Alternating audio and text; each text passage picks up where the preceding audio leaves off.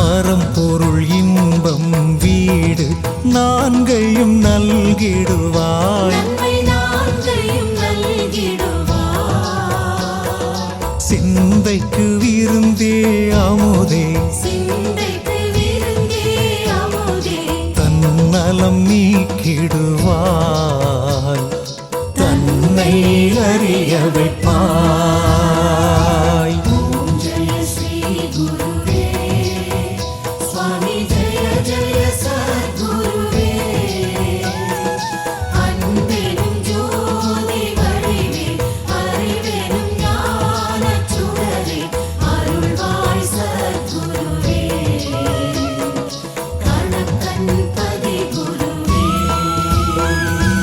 ஆனந்த பொருளேகாதி இருவினை போக்கிடையா.